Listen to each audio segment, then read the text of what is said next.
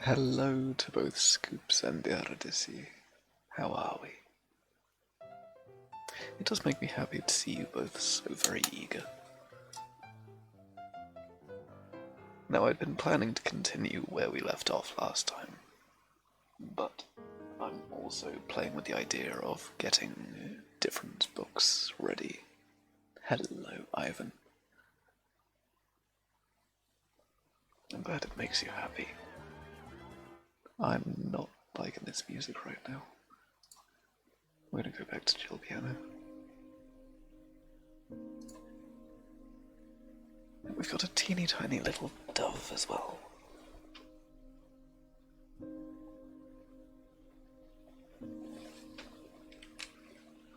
I need to tie back my hair as well. It's getting in the way.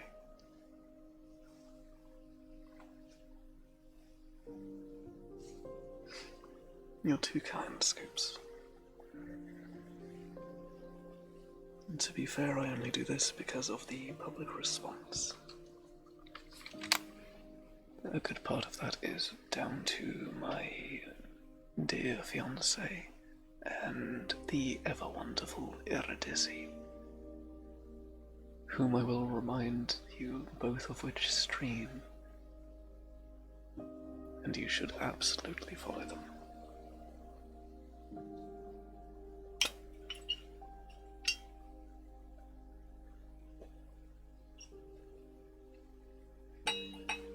We will be starting shortly, but I'm just getting my water ready. I'd recommend that the lot of you do so as well. Water, snacks, what have you.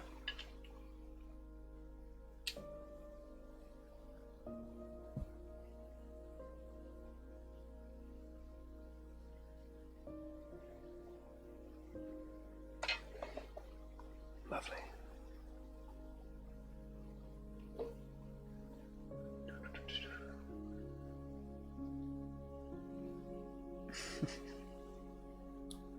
Gave up on playing tanks, then I proceeded to drop bombs on tanks.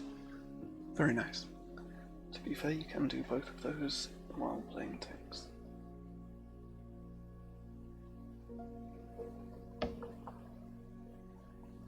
So since I've heard no alternative, we shall continue with where we left off last time.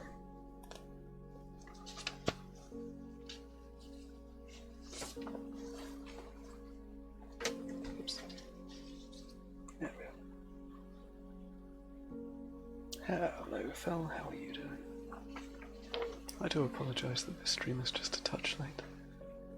Even though, for me, this is still reasonably on time.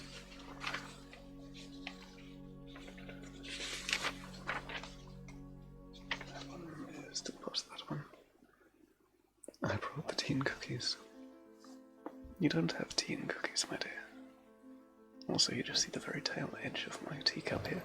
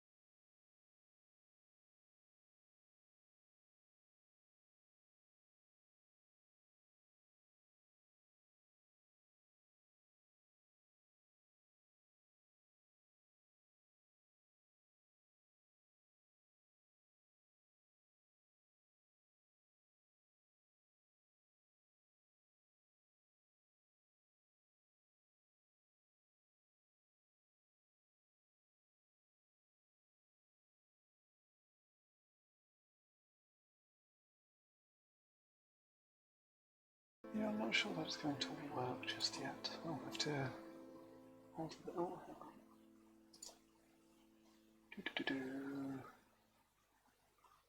That... I assumed you'd be clickable when I was streaming. We'll have to fix you later.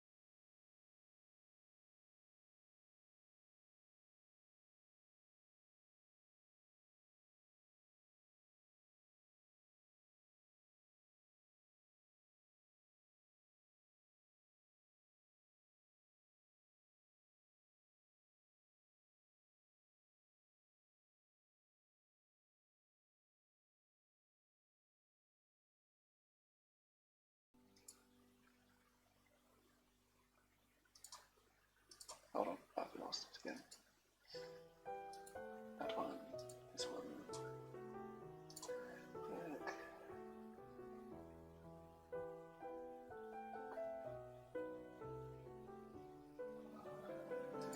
That by default, there we are.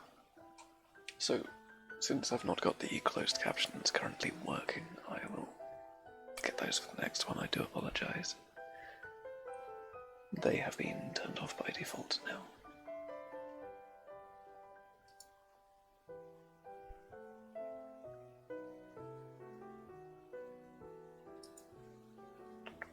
Wonderful Happy Sunday, wonderful Valentine's Day.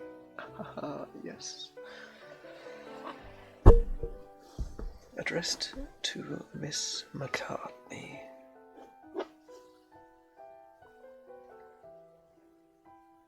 Afterwards, Miss Governell, Crevel, on reading her Prayer for Indifference.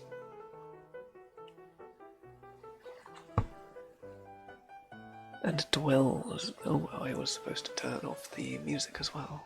Also, lurks are always welcome. They are ever appreciated. Sorry, everything's been a little rushed the last few hours or so. I had to quit prep time.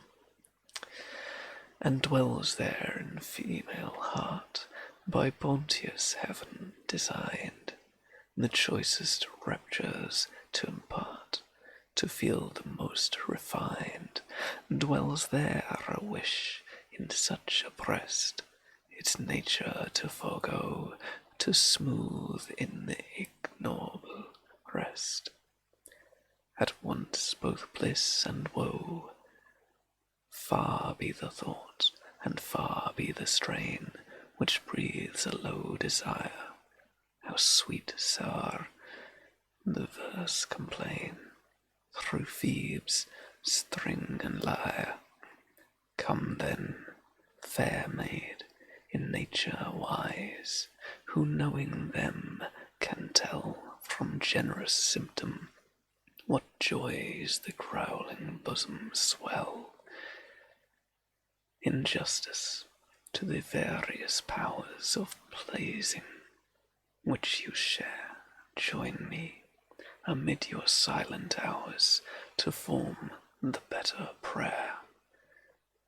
With linent balm may Aubern hence to fairy land be driven, with every herb that blunts the senses mankind received from heaven. Oh, if my sovereign author please, far be it from my fate to live unblessed in turpid ease, and slumber on the state. Each tender tie of life defied, whence social pleasures spring, unmoved, with all the world beside, a solitary thing. I will be lurking, but I will be listening happily. I am very glad of that, and Fell shall be lurking as well. Wonderful. I do hope to bring some entertainment to the lot of you anyway, whether you lurk or not. You will show what you are drawing at the end, surely. I always enjoy seeing such things. Can I read High Flight? I don't know that one. I will have a point where I'm doing requests and that such. In fact, I will make that a channel on my Discord now. So you are able to request particular either poetical works or readings in general.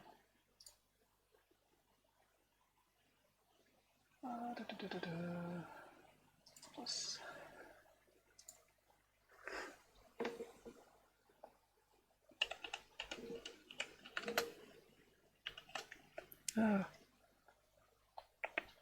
To read.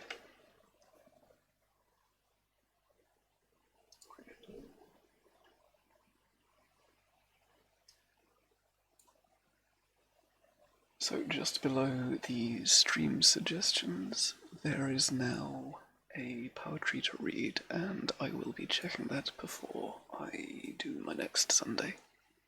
I'll definitely be getting some Edgar Allan Poe, because I know my dear missus adores Edgar Allan Poe. And if you stick... Oh, there you are. Is that the entire thing? My word. Yes, I like how this will work.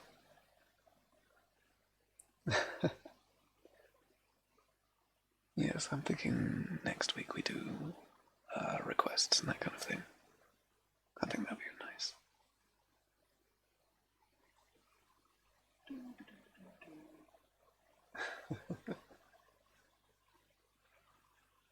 I love how excited you are about that.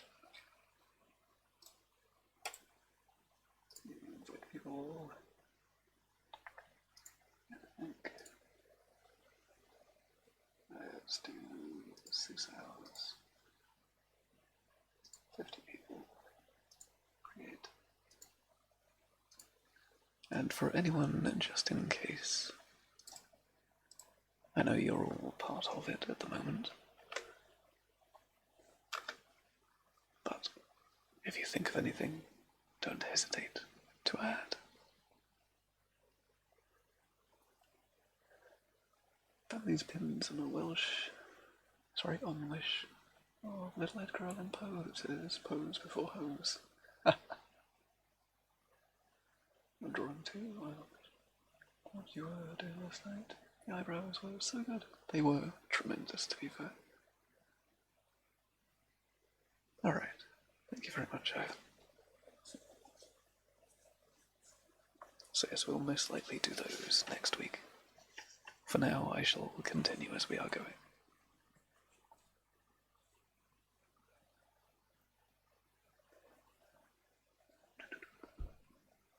Perhaps should you make some poem-inspired art soon? Oh, that would be interesting. Short, sweet, and to the point. Excellent. Actually, glad to see you say that. We were planning on today doing a multi-stream with myself and She Dorgeth, where she was drawing and myself reading. In time we will do that, and I'd quite happily open that up to other artists as well.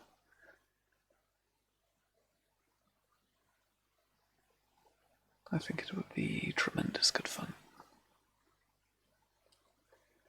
Some alpine mountains wrapped in snow, thus braves the whirling blast. Eternal winter doomed to know no chill spring to taste. In vain warm the suns their influence shed, the Zephyr's spot in vain. He rears untouched his barrel head, whilst beauty decks the plain. What though if scaly armour dressed, indifference may repel the shafts of woe in such a breast, no joy can ever dwell. 'Tis woven in the world's great plan, and fixed by heaven's decree, that all the true delight of men should spring from symphony. 'Tis nature bids, and whilst the laws of nature we retain, our self-approved bosom draws a pleasure from its pain. Thus grief itself has comforts dear, the sordid never knew, and ecstasy attends the tear when virtue bids it flow. For when in streams from the pure source, no bribes the heart can win to check or alter from its course the luxury within. Peace to the phlegm of sullen elves, who, if from labour eased, extend no care beyond themselves, unpleasing and unpleased. Let no low thought suggest the prayer, oh, grant, kind heaven, to me, long as I draw eternal air, sweet sensibility. Whether the heaven nymph is seen, with lustier beaming eye, a train attended on their queen, her rose chorus fly. The journeyed loves in Haman's band, with torches ever bright, the generous friendship hand in hand, with pity's watery sight. The gentler virtues, too, are joined, in youth immortal, warm and soft, relentless, with combined, give life her every charm. The arts come smiling in the close, and land celestial fire. The marble breathes, the canvas glows, the Moses sweep the mire. Still may my melting bosom clave to surface, not my own, and still the sight responsive heave, where'er is heard a groan. So pity shall take virtue's part, her natural ally, and fashioning my softened heart, prepare it for the sky. This artless vow may heaven receive, and you, found maid, approve. So may your guiding angel give whate'er you wish or love. So may the rose-fingered hours lead on the various year, and every joy which now is yours extend a larger sphere, and sons to the come, and sums to come as round they wheel, your golden moments bless with all a tender heart can feel, or lively fence guess.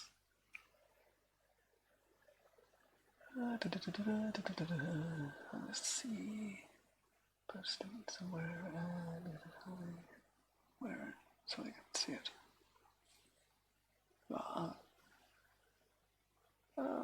Hold on.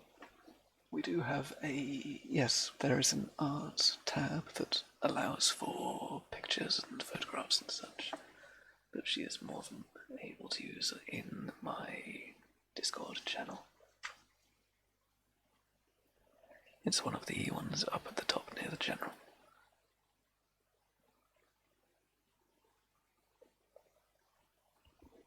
Well, that's very delicate.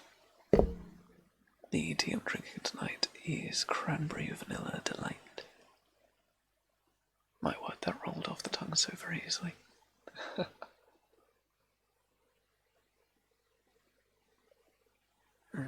Yes, that's nice.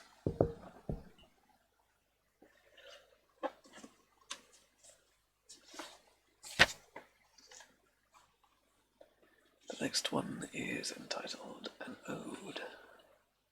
Ooh, that's quite a nice one. Let's remember influence old. We can skip over those. Shall I begin with ah or oh? Be sad. Oh, yes, be glad. Ah, no. Light subject, suit no grave, Pindaric ode, which walks in meter down this strophic road. But let the sober mater wear her own mechanic sober air. Ah, me, ill suits, alas, the sprightly jig, long robes of ermine, or Sir Gladsley's wig. Come, placid dullness, gently come, and all my faculties, benump. Let thou turn exile, while the vacant mind to tickle words and pretty phrase confined, pumping for trim discretion's art, to win the ear neglects the heart. So shall thy sister taste peculiar sunline, descendants from the Goths and Huns, struck with the true and grand sublime of rhythm covered into rhyme.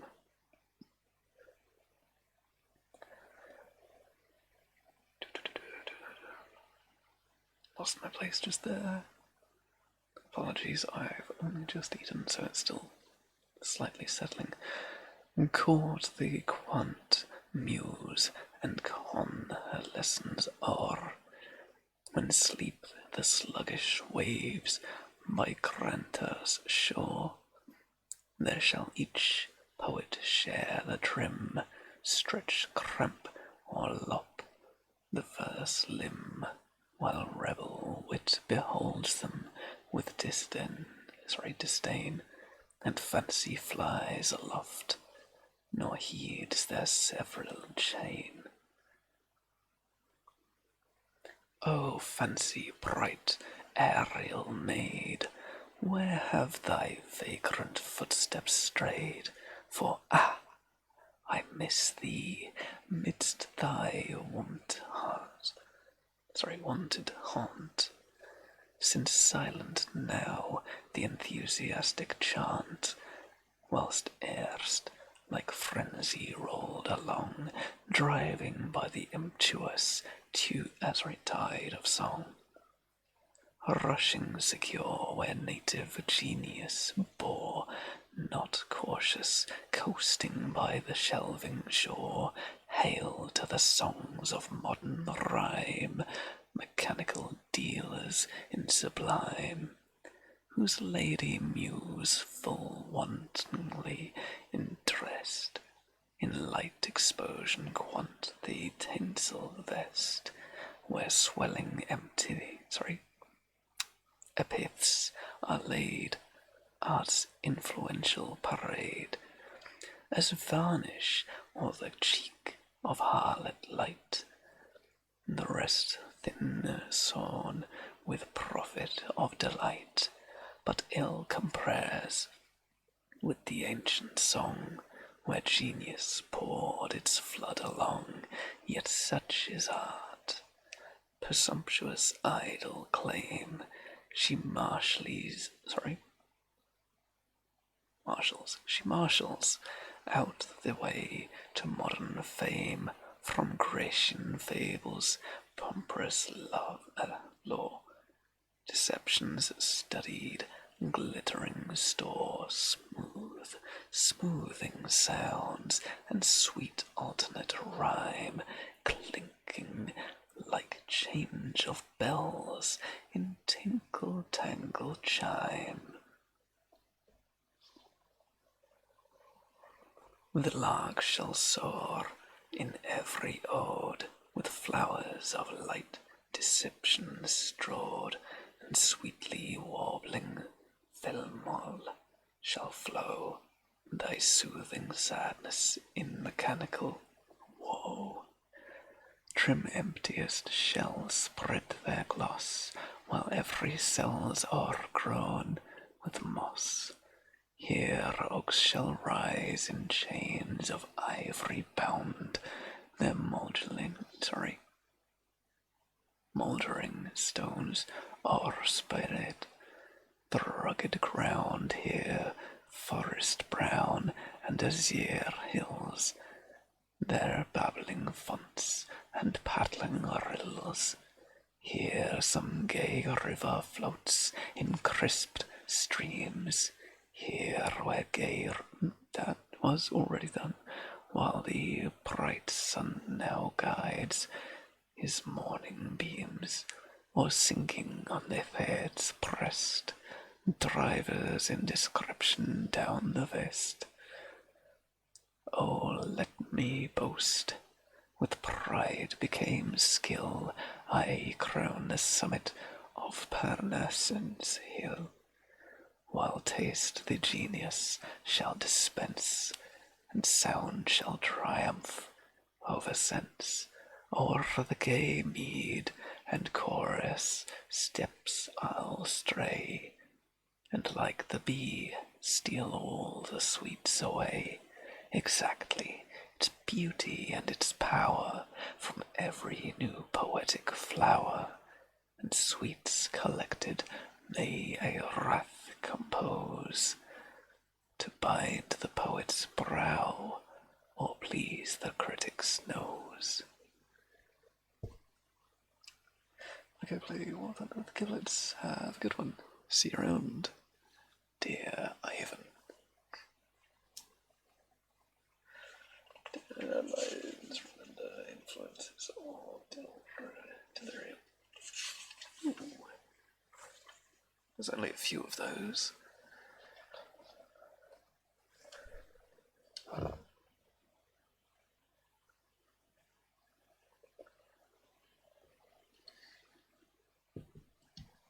The thing is, I'm stopping just to take a drink, but at the same point, I don't really need a drink. I'm just enjoying the flavour. It is ever so nice.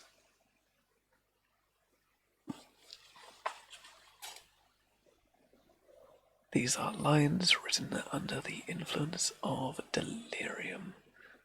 Ooh, one moment. The tea I did read out a moment ago was cranberry vanilla delight. from the English tea shop.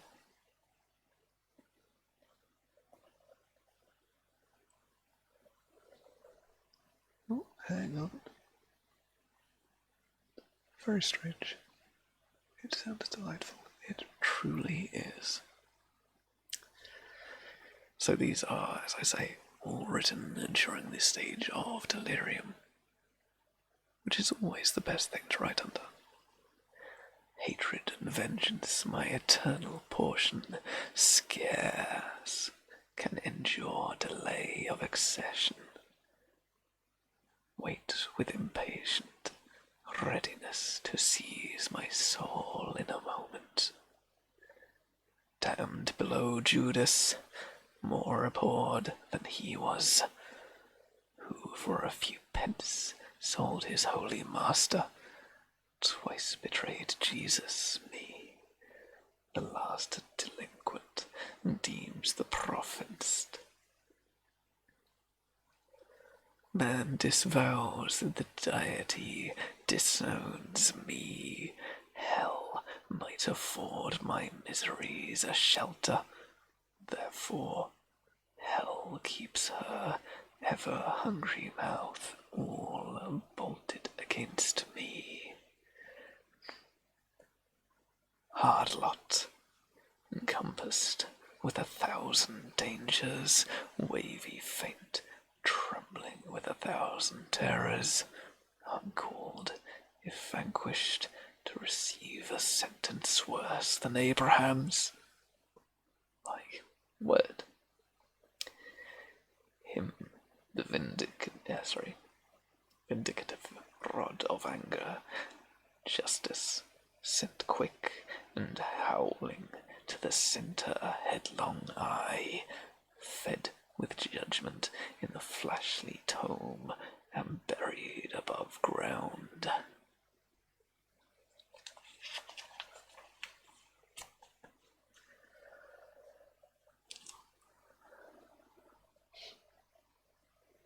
I think he thought he was gonna die.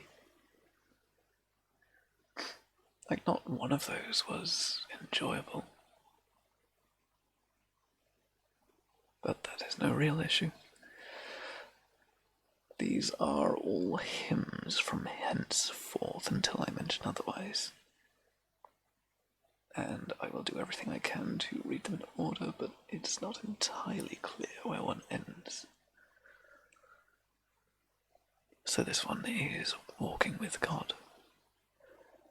Oh, for the closer walk with God, a calm and heavenly frame, a light to shine upon the road that leads me to the Lamb, where the blessedness I knew when first I saw the Lord, where is the soul-refreshing view of Jesus and his word. What peaceful hours I once enjoyed, how sweet their memory still. But they have left an arching void the world can never fill. Return, O holy dove, return, sweet messenger of rest. I hate the sins that made thee mourn, and drove thee from my breast. The dearest idol I have known, whate'er that idol be. Help me to tear it from thy throne, and worship once only thee. So shall my work be close with God, calm and secure my frame. So purring light shall mark the road that leads me to the Lamb. When hang on, that will continue from there, my apologies. Yep, that was that one. Doves up whispering in my ear, like you're trying to tell me about a new vacuum cleaner. I have no idea quite what that is in reference to.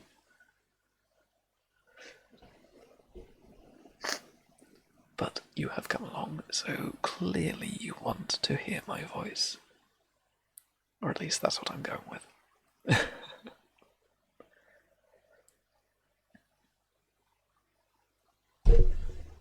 Terribly sorry. Jehovah Jereth, the Lord will provide. The saints should never be dismayed, nor sink in hopeless fear, for when they least expect his aid, the Saviour will appear. This Abraham found, he raised the knife, God saw, and said, Forbore! Uram shall yield his meaner life.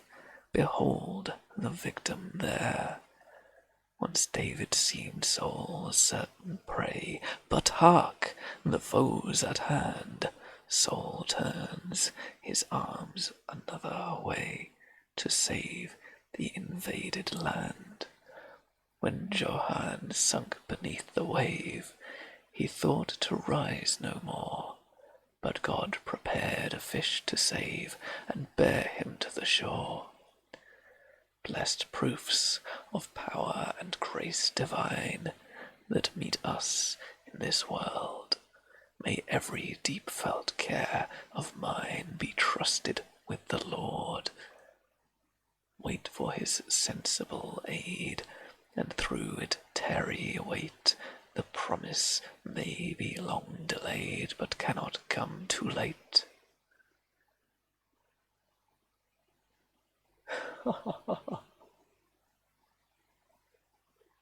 I don't mean to do ASMR stuff, I'm simply here because it makes the most logical sense. However, the point redemption for ASMR, that is entirely because people refer to me as an ASMR streamer. It's long enough for me, but I would ask anyway. I mean, I'm sat here reading poetry to people, so I'm going with it's rather good. Enjoying some nice tea, some lovely company, and some very good reading material, even if it's incredibly Christian right now. Oh, I like it though. It's nice. Where are we? We've done those ones. So this is number 3, Jehovah Raphael. I am the Lord that healeth thee. Apology. Heal us, Emmanuel. Here we are, waiting to feel thy touch. Deep wounded souls to thee repair, and Saviour, we are such. Our faith is feeble, we confess, we faintly trust thy word, but wilt thou pity us the less, be that far from thee, Lord? Remember him who once applied with trembling for relief. Lord, I believe. With tears he cried, Oh, help my unbelief. She too, who touched thee in the press, and healthy virtue stole, was answered, Daughter, go in peace, thy Father hath made thee whole. Consoled amid the gathering throng, she would have shunned thy view, and if her faith was firm and strong, had strong misgivings too. Like her, with hopes and fears we come to touch thee, if we may. Oh, send us not despairing home, send none unhealed away. Hello, D-Hink, how are you doing today? I pretty much went on a date with my boyfriend, got home, watched some movies, and now I am sitting here watching a stream. We have not slept, and it's 7 a.m. Jeez. Yeah, you genuinely should go to sleep, especially where I accidentally woke you up this morning. D-Hink, we are currently reading the Cooper's Poetical Works, and the version that I've got, I believe, was published in 1922, but I'm not 100% on that. Sorry, terribly wrong. This is 1889 publication.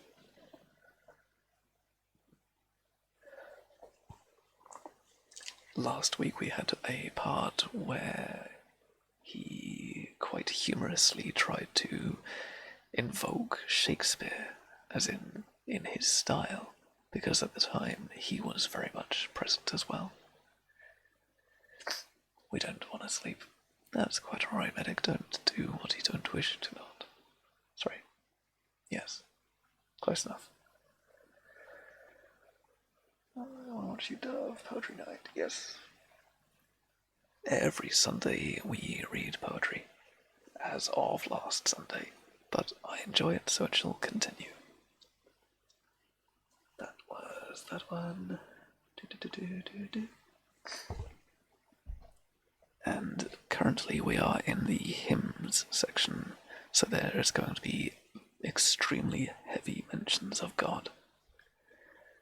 This one is entitled Jehovah Nissi, the Lord my banner.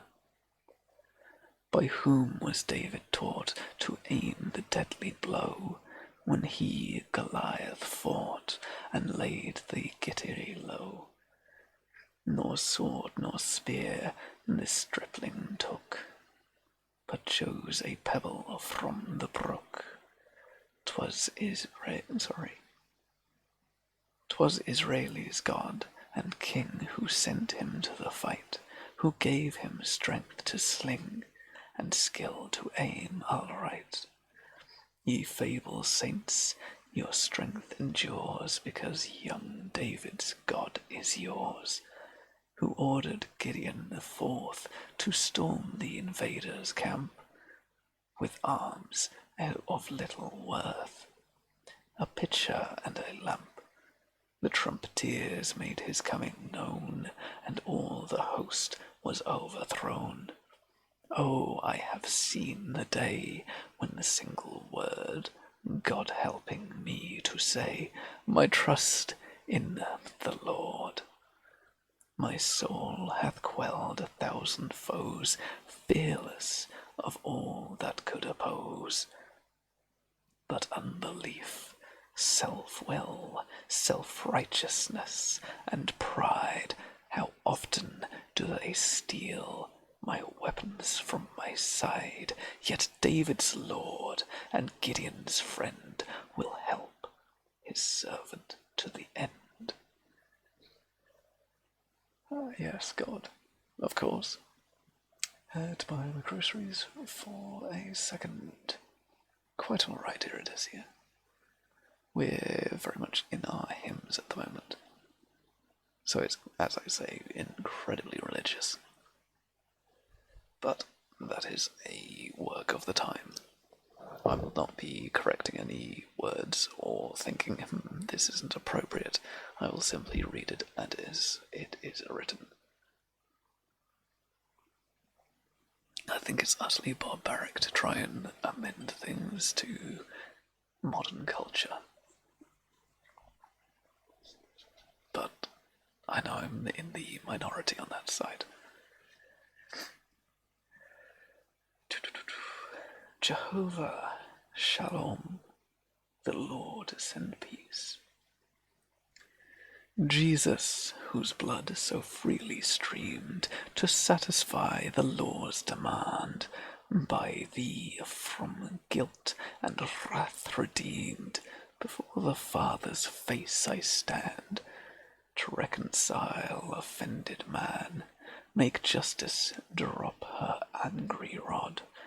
What creature could have formed that plan, or who'll fulfill it but a God? No drop remains of all the course for wretches who deserved the whole. No arrow dipped in the wrath to pierce the guilt, but returned soul. Peace by such means so dearly bought, what rebel could have hoped to see peace? By his injured sovereign wrought, his sovereign fastened to a tree,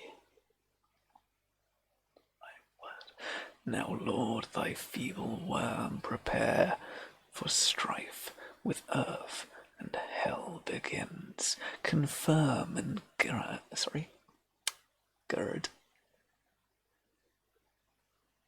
I think that's meant to be guide, but it's G-I-R-D. How peculiar. Confirm and gird me for the war. They hate the soul that hates his sins. Let them in horrid league agree. They may assault, they may distress, but cannot quench thy love to me, nor rob me of the Lord my pence. Yeah, apologies on tripping on that word. I find it very bizarre in such a unusual way there. Then again, it again very much is a book of its time. 1882 is the publication of this one.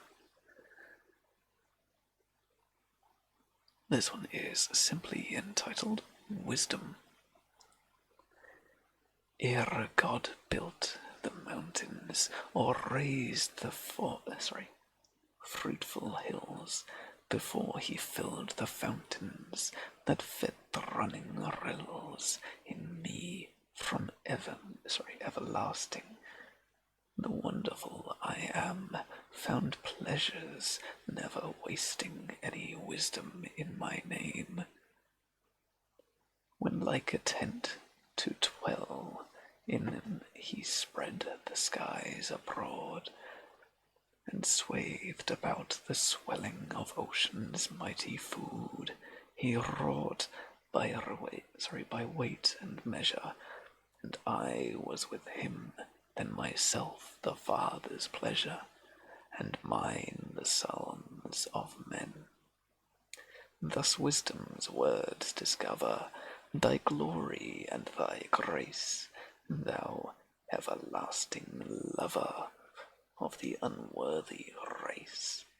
Thy gracious eye surveyed us, ere stars, where soon above in wisdom thou hast made us, and died for us in love. And couldst thou be delighted with creatures such as we, who, when we saw thee, cited and nailed thee to a tree?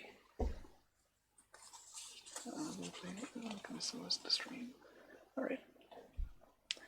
Unfathomable wonder and mystery divine, says sinner, I am thine.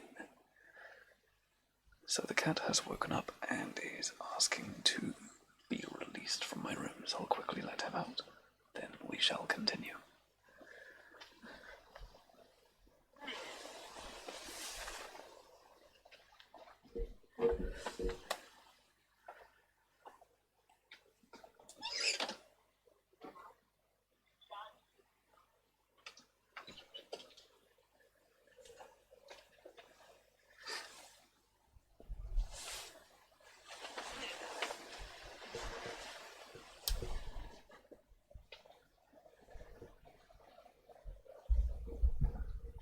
How's your day?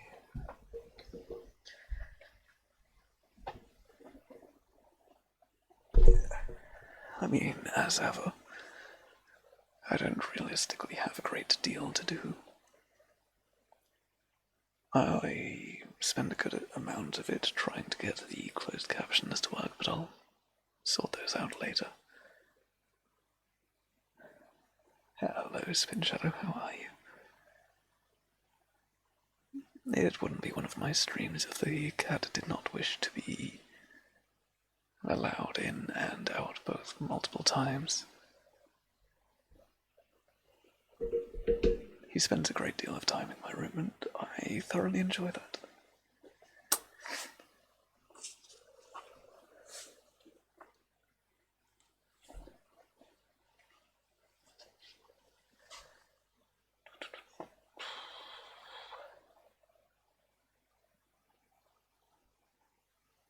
I mean, we can do an ad break. Or would you like me to finish these couple of pages and then do an ad break? Actually, how many more songs do we have? Sorry, hymns do we have? Oh, there's many.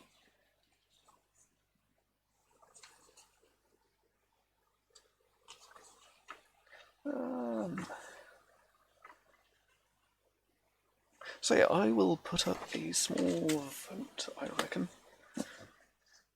and leave it to you guys. Break. Spin, you are just scratching the barrel to try and get these ones. How do I do a vote? Start prediction, make a poll. That's what I want. Create a new poll. Question. Let's move that. And you.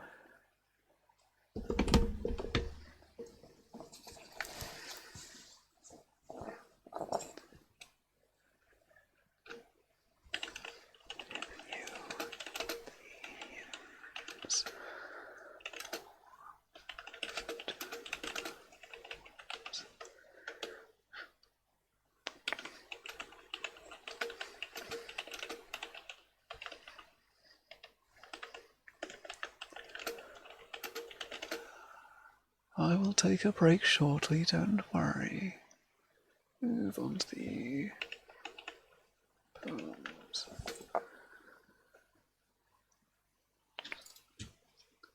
Hymns. Honest I can spell. That looks wrong though. Hold on. Hyms. Why is it stuck an E in it? Very strange.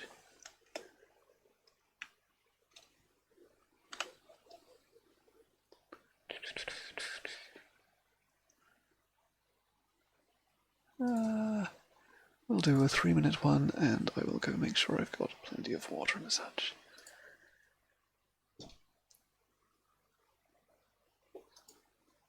See you shortly. As I go over here, gone for tea.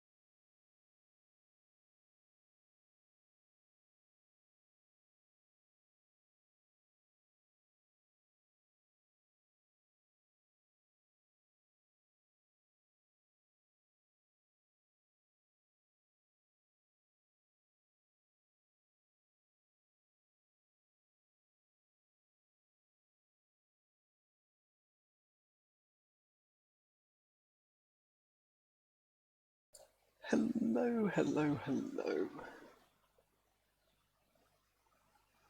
Oh, I see Phil's dropped one in there as well. Very nice.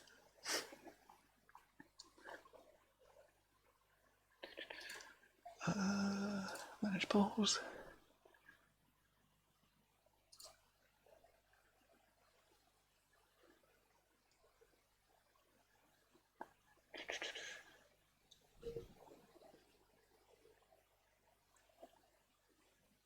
So it looks like we're going to head straight to poems. Why can't you end poll? What?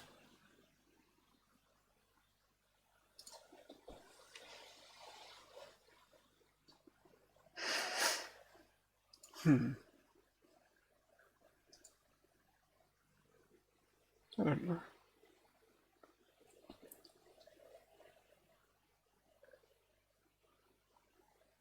At least all my expression.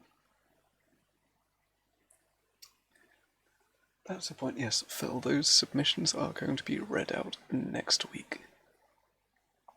So those are not for today. But I will be acquiring a fair few so I can have a more thorough interaction with yourselves. Reveal. He works on models every Wednesday. Yes. Yes, you see my hands quite a lot.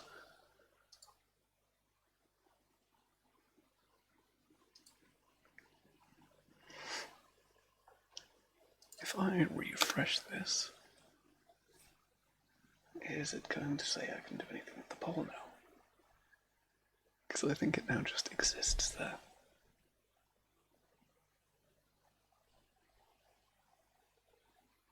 Manage poll. Yeah, okay, it's now just a view results. So let's move on to the poems. If it helps, don't worry. I was just a touch tired of the hymns as well. I went to a Christian primary school and got plenty enough of hymns and psalms and such.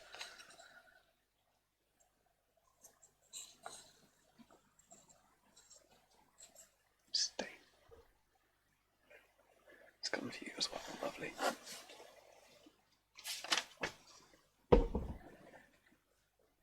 So if we are skipping ahead, well, so yeah, that's quite a substantial amount to skip ahead. It's 20 odd pages of hymns that you just decided to skip, which I am a-okay with. I may be the only one who enjoys the hymns. They were pleasant enough, but 2 or 3 are plenty enough. I think we had 5.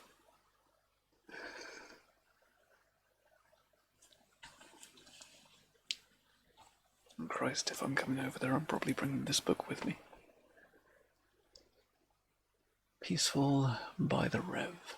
John Newton. Sorry. Preface by the Reverend John Newton. I don't want to read a preface. Do-do-do.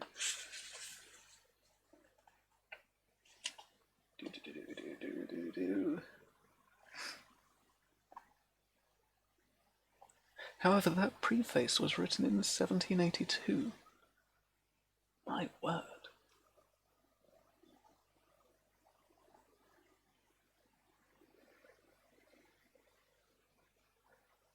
Table talk. Si te fort.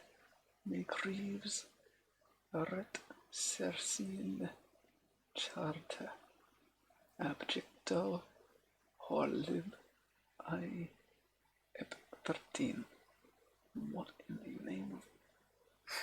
So this one is entitled Table Talk, and it looks like it goes for quite a... Hold on.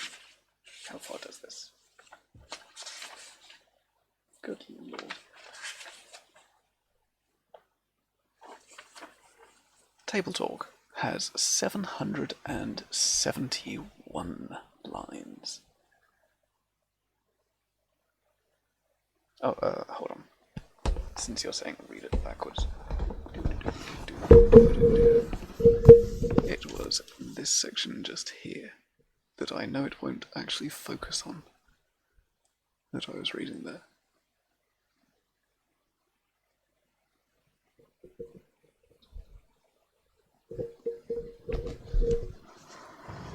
I do hope that wasn't too loud. Yep, not a clue. Don't worry, I don't know either. Hang on, how many times does this change person? Maybe. Okay, so there are just 2 voices in this particular one. You told me, I remember, glory built on selfish principles is shame and guilt, the deeds that men admire as half divine. Stark not because corrupt in the design, strange doctrine this, that without scruple tears, the laurel that the fiery lighting spheres brings down the warrior's trophy to the dust, and eats it into the bloody sword like rust. I trust that men continue what they are, fierce, avaricious, proud. There must be war, and never meant the ruler should be appealed to him that fights with justice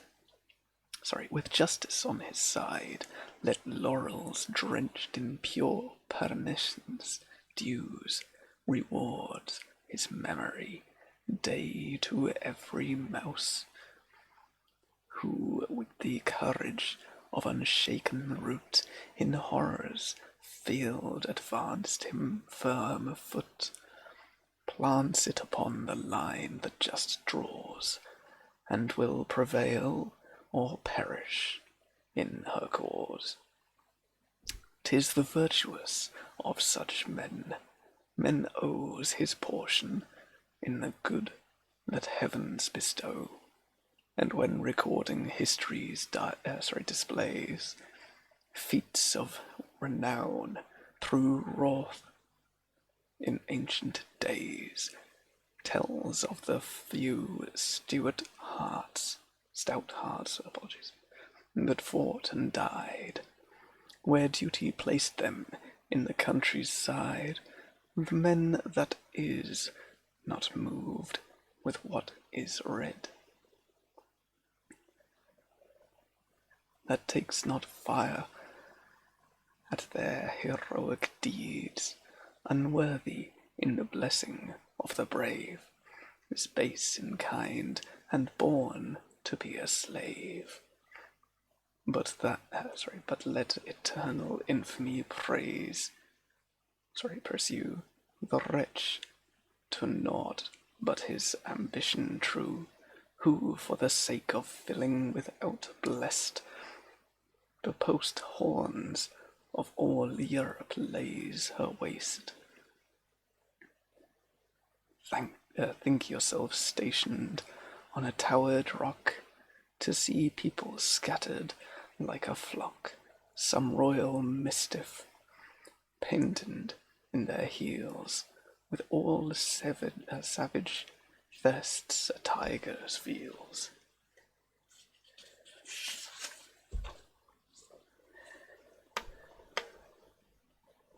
Then view him, self-proclaimed in a ghast chief monster,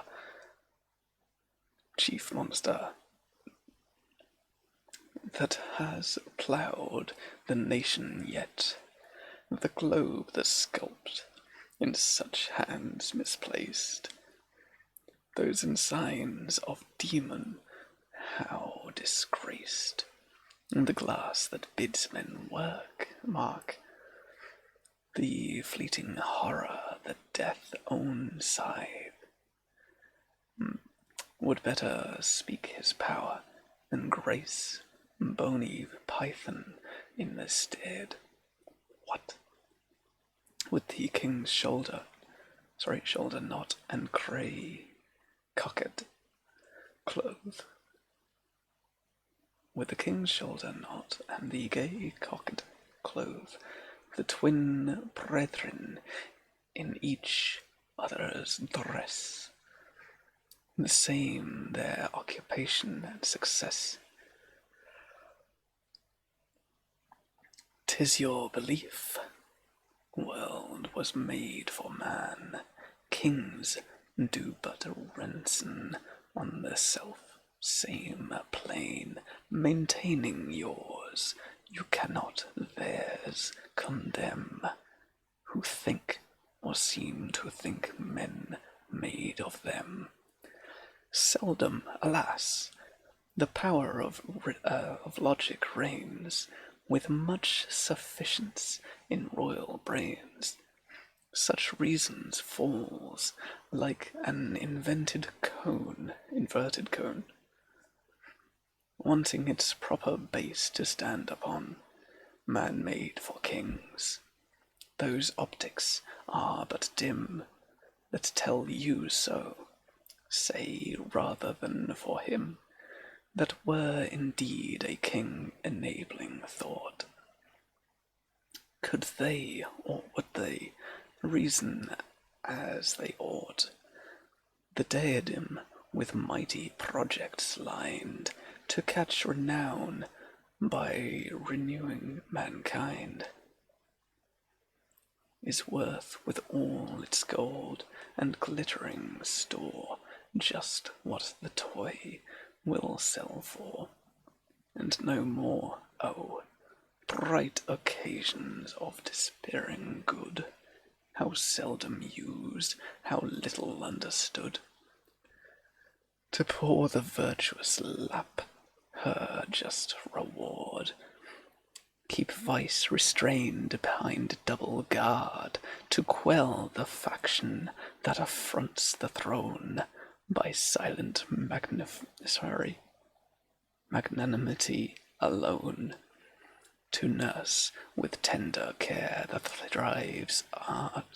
thriving art, which every beam of philosophy imparts, to give religion her unveiled scope, nor judge by statue a believer's hope. With close fidelity, the love unforgained, to keep matrimonial bond understood, covets only of the vicious praise. The cat wants to come back in, but I will wait until I've at least finished this page.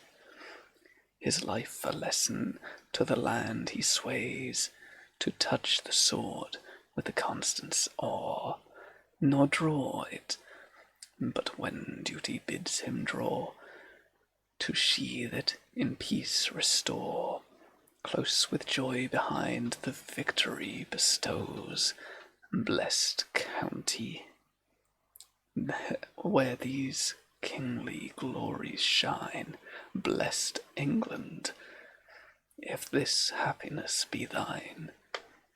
I'll temporarily pause there to allow the cat back in. So pop that down.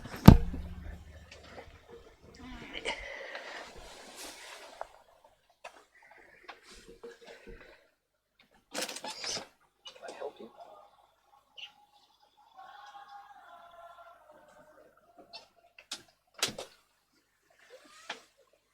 Up you go. I didn't realise this was in your way, my apologies.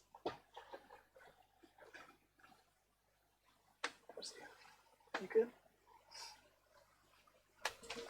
Yes, I think he's tired of the family.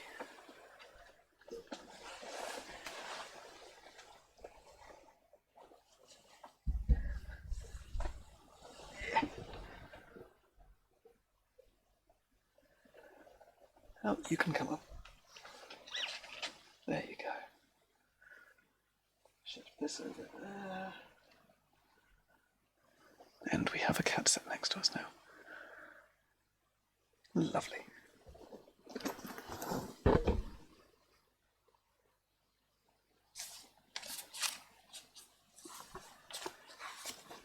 And we were just about there. Guard what you say, the pathetic tribe will snare the change. You with the bribe. A bribe? The worth of his 3 kingdoms I defy to lure me to business of lie. Baseness of lie, and of all lies, be that one poet's boast, that lie that flatters I abhor the most. Those arts be theirs, that hate is gentle rain, but he that loves him has no need to feign. Your smooth eloquym to one crown address seems to imply a creature on the rest. Quivado, as he tells his sober tale, asked when the hell to see the royal jail. Approved their method in all the other things, but where, good sir, do you confine your kings? There, said the guide, the group is full in view. Indeed, replied the Don, there are but few. His blackened parted, the charge disdained. Few, fellow, with all that every reigned wit undistinguished is the apt to strike the guilty and not guilty both alike. I grant the sarcasm is too severe, and we can readily refute it here, while Alfred's name, the father of his age, and the 6th Edward's grace and historic page. Kings then at least have but a lot of all by their own conduct. They must stand or fall. True, while they live, the courtly Leriton pays his quaint rent ode, his peppercorn to praise. How many a dunce whose finger itch to write, odds as he can, his tributary might, a subject false a subject may proclaim, a monarch's error a forbidding game, thus free from censor, overawed by fear, and praise the virtuous that they scorn to wear. The fleeting forms of majestic energy respect while stalking o'er life's narrow stage. Then leave the crimes for history to scan, and ask, with busy scorn, was this the man? I pity kings whom worship wits upon, obscures from cradle to the throne, before whose infant eyes the flatterer bows and binds a wreath about baby bows, whom educated stiffens into slate, and death awakens from that dream too late. O incivility, with supple knees, whose trade it is to smile, to crutch, to please, if smooth disclamation skilled to grace a devil's purpose with an angel's face, if smiling pierces and simpering peers encompasses of his throne a few short years, if the gilt carriages and the pampered steed that wants no divine and disdains the lead, if guards mechanically formed in ranks playing a beat of drums, the material pranks, shouldering they standing as if struck to stone, whilst considering majesty looks on. In monarchy consists in such base things, slightly I say, I pity kings. Can I help you, cat?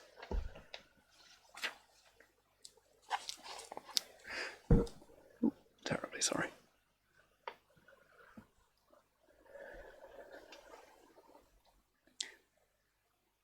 To be suspected, thwarted, and withstood even when the labours of his country's good, to see banned called patriot for no cause, but that they catch at popular applause, careless of all the anxiety he feels, hook, disappointment of the public wheels, with all their flippant flauncy and tongue, most confident when palpably most wrong.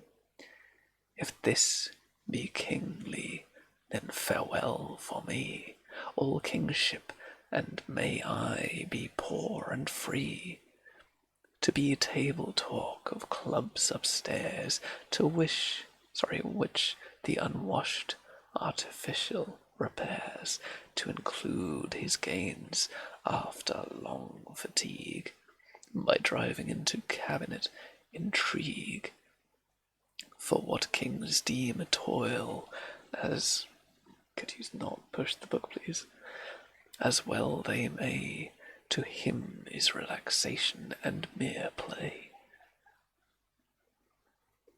To win no praise, when well-wrought plains reveal, but to the rudely censored, when they fail, to doubt the love his favourites may pretend, and in reality to find no friend.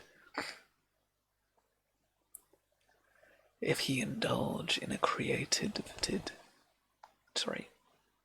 cultivated taste, his galleries with the works of art well graced, to hear it called extravagance and waste, if those attendants, and if such as those must follow royalty, then welcome ease, however humble and confined the sphere. Happy the state that has not those fears. These men whose thoughts contemplative have dwelt on a situation that they never felt, start up sagacious, covered with the dust of dreaming study and pedantic rust, and parrot the preach about the other prove, as if the world and they were hand and glove, leave kingly blacks to cope with kingly cares. They have their weight to carry, subjects theirs, poets of all men, the cat is saying hello to the microphone. Are you okay? Could you stop? Thank you. No, I didn't mean it. I do hope it's not too loud. Hand in glove, there are curious subject there's poets of all men, every last regret. Increasing taxes and the nation's debt, could you contrive the payment and rehearse the mighty plan? Oracular in verse, no bard, howe'er majestic, old or new. Dude, I'm trying to read. Cat ASMR, better ASMR.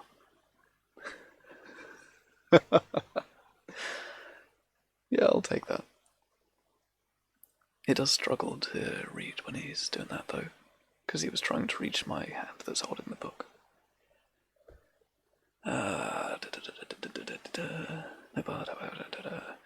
Should claim my fixed attention more than you.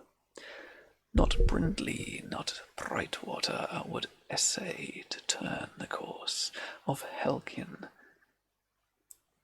that way, nor would the nine consent to sacred tide should purl amidst the traffic of Chapside, our tinkle in Change Alley to amuse the lethal ears of stock jobbers and Jews.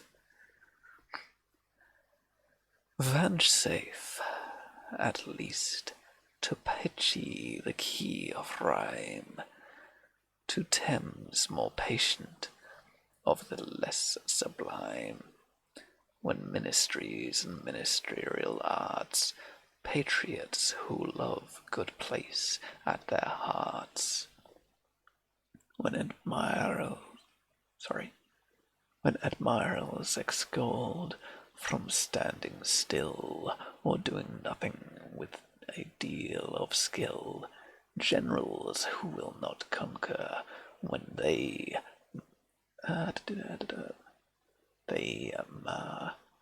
firm friends to peace and pleasure and good pay, when freedom wounded almost to despair, thought discontent along can find out where. When themes like these employ the poet's tongue, I hear as mute as if a siren sung. Or tell me, if you can, that power maintains a Briton's scorn of ability chains. That there a theme might animate the dead, and move the lips of poets cast in lead. Redeemed, indeed, a little salute to you too. The cause thought worth the search may yet elude, conjectured, and remake, however shrewd. They take perhaps a well-directed aim, who seek it in the climate and his fame, liberal in all these, all things else, yet nature here with the stern severity deals out of the year. Winter invades and the spring, and often pours a chilling flood on summer's drooping flowers. Unwelcome vapors quench autumn beams, ungainly blast attending curl the streams. The peasants urge their harvest, ply the fork with double toil and shiver at their work. Thus with rigour for his good design, she rears her favourite man to all mankind. His form robust and of elastic tone, proportioned well, half muscle and half bone, supplies with warm activity and force, a mind well lodged and masculine, of course. Hence liberty's sweet liberty inspires, and keeps alive his fierce but noble fires. Patient of constitutional control, he bears, if with meek meanness of soul. But if authority grew, wanton woe to him that treads upon his free-born toe. One step beyond the boundaries of the law fires him at once in freedom's glorious cause. Thus proud, prerogative, not much revered, is seldom felt, though sometimes seen and heard. And if this cage, like parrot, fine the gay, is kept to strut, look big, and talk away, both in the climates ofter far than ours, not formed like us with such Herculean powers, the Frenchman easy, Juboneer and brisk, give him his less, his fiddle and his frisk, is always happier reign whenever may, and laughs the sense of misery far away. He drinks his simple beverage with a gust, and feasting on an onion and a crust. We never feel the alactree,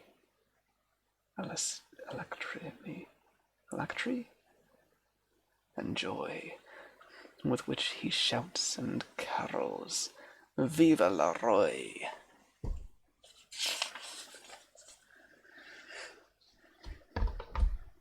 Filled with as much true merriment and glee as if he heard his king say, "Slave, be free." Thus happiness depends, as nature shows, less on exterior things than most suppose. Many thanks for the follow. Louis 18, I believe that is. Less on exterior things than most suppose, vigilant over all that he has made, kind Providence attends the gracious aid, bids equality throughout his work prevail, and weights the nation in an even scale. He can encourage slavery to a smile, and fill with discounted of a British Isle. Free men enslave them. Excuse me. I seem to have lost my voice temporarily. Trying to switch between the two isn't exactly easy.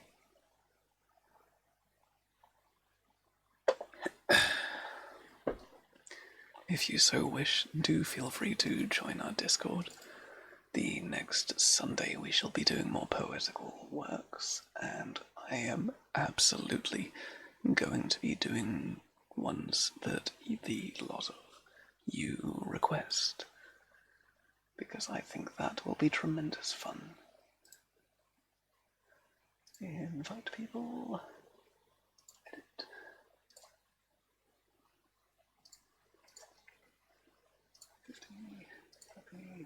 Copy. So do feel free to join. I can't right click there apparently.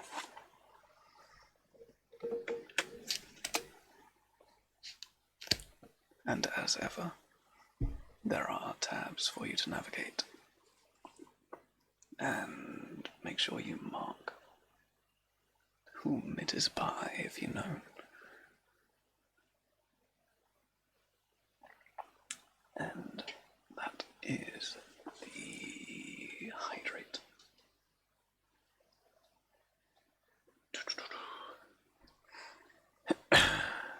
Freeman and slave, then, if the case be such, stand on a level and you prove too much.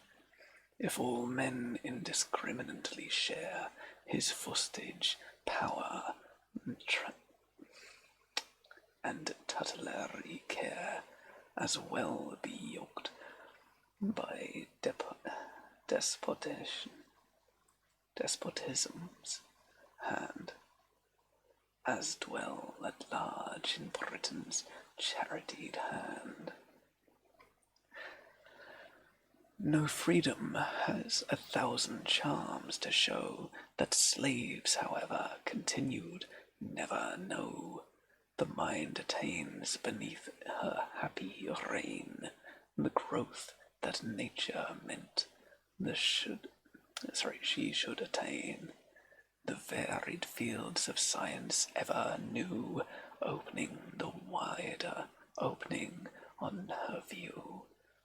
She ventures onwards with the prosperous force, while no base fear impedes her in her course. Religion, richest favour of the skies, stands most revealed before the freeman's eyes. No shades of subsequent plot for day. Liberty chases all that gloom away. The soul, emancipated, unpossessed, free to prove all things that hold fast, the best learns much, and to 1,000 listening minds communicates with joy to the good she finds. Courage in arms, and every prompt to show his manly forehead to the fiercest foe, glorious in war, but for the sake of a peace, his spirit rising as his toil increase, guards well what arts and industry have won, and freedom claims him for the firstborn son. Slaves fought for what were better cast away, the chain that binds them, and the tyrant's sway. But then that fight for freedom undertake, the noblest cause mankind have at stake, religion, virtue, truth, whate'er we call a blessing, freedom is the pledge of all. O liberty, the prisoner's pleasing dream, the poet's muse, his passion and his theme. Genius is thine, and thou art fancy's nurse. Lost without thee the embauling powers of verse, heroic song from the fire touch acquires its clearest tone, the rapture it inspires. Place me where what? Rapture it inspires. Place me where okay. It inspires. Place me where winter breathes his keenest air, and I will sing if liberty be there. Ivan Postacek. Welcome back, by the way.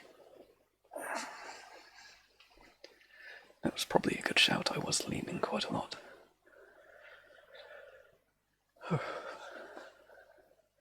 And I will sing Liberty Dear Feet. At Liberty's dear feet. In Africa's torrid climate, or India's fiercest heat. Sing where you please in such a case. I grant an English poet's privilege to rant.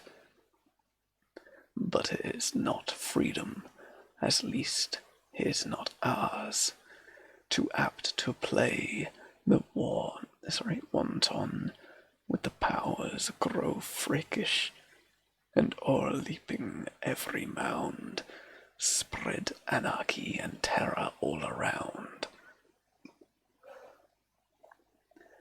Agreed, but what would you sell or slay your horse for, bounding the coveted in the course, or if, when ridden with the careless rein, he break away and seek the distant plain.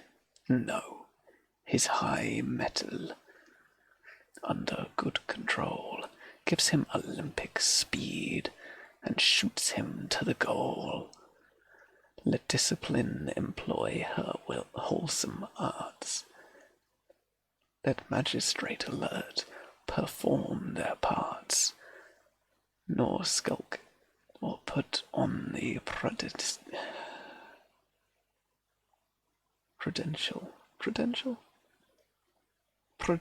mask, as if they duty were a desperate task. Let active laws apply and needful curb, to guard the peace that riot would disturb, and liberty persevered from wild excess, shall raise no feuds and arise to suppress. When Tannenelt later bursts his prison door, and set plebeian thousands in a roar, when he usurped authority's just place, and dared to look his master in the face, when the rude rebels watchworthy was destroy, and blazing London seemed a second Troy, Liberty blushed and hung her drooping head. Behold their progress with deepest dread. Hello, Chad the Bard, how are you doing? It's nice to see you. Produce worse than the deeds of gaily slaves broke loose. She loses in such storms her very name, and fierce libations should bear the blame. Incompetent. It's incredibly difficult to read this. I will preface that. Yay for old English confusion. Yeah, it's tricky. Portrait of a very soothing. This one is less soothing and more, yes, but you're only here because you're keeping the peace. You're an anarchist. But how dare you be that? Wait, what did Hyena do? What?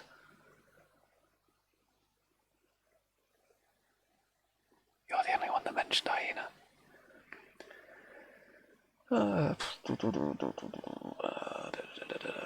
And fiercely she says, they play and grin and untold.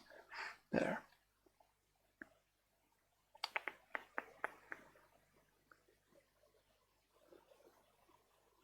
Thy worth untold at cheap, though blood bought and thrown away, when sold may no foes ravish thee, and no false friend betray thee, while professing to defend. Prize it, ye ministers, ye monarchs, spare, ye patriots guard, if with a miser's care.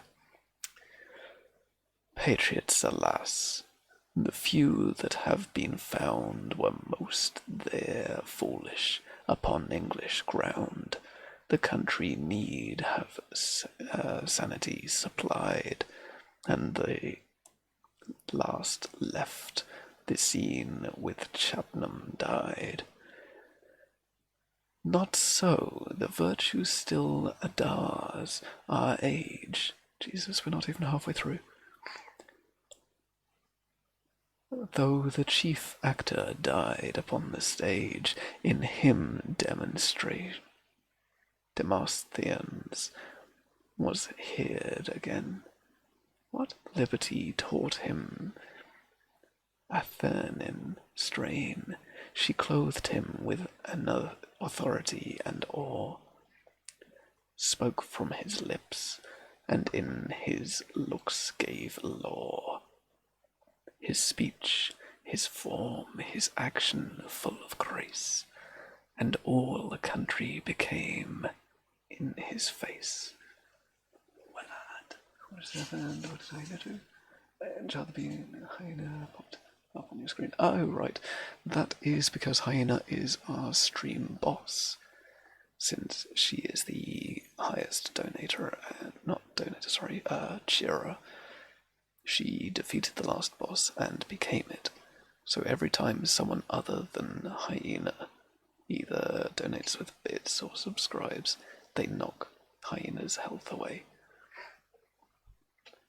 But whenever Hyena does it, she builds her health back. Words when Chadvard came in. What? Oh, right, yes.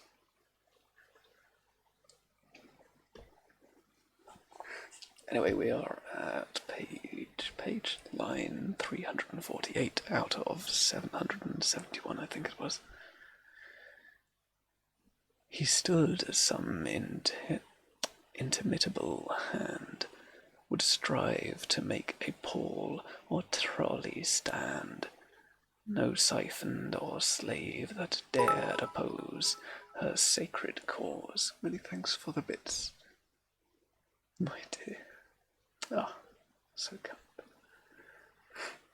No schizophant or slave that dared oppose her scared cause, but trembled when he rose. And every vinyl sticker for the yoke. Vinyl stickler for the yoke. Ooh, that's pretty neat. That's one of the basic Streamlabs OBS things you can have. But I do quite like it. Especially since it is Rabbit Hyena, it's fairly tricky to beat her, because she is obscenely generous. Felt himself crushed at the first word he spoke. Such men are raised to situation and command. When Providence means mercy to a land, he speaks, and they appear. To him they owe skill to direct and strength to strike the blow, to manage with address, to seize the power in the crisis of the dark, decisive hour. So Gideon earned a victory, not his own subservience, his praise, and that alone, poor England. Thou art devoted, dear, based with every ill, but that of fear, the nations hunt or mark thee for a prey.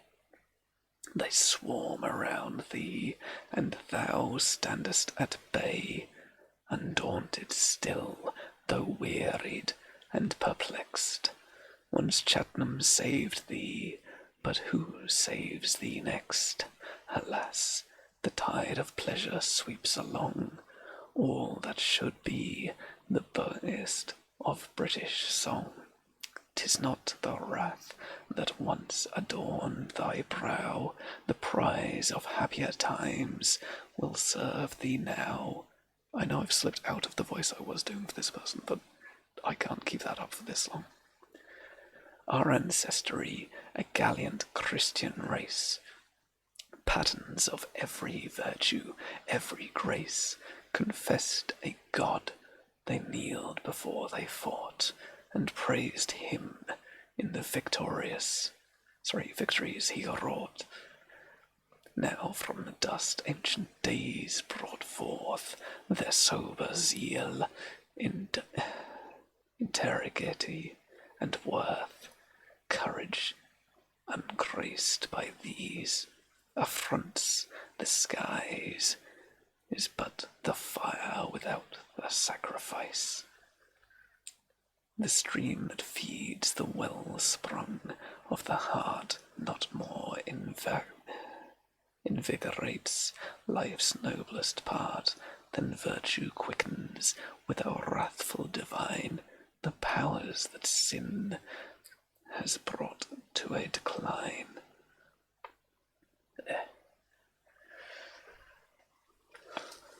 So to anyone that is currently unaware, I'm taking a brief break from this one. We are reading Cooper's poetical works.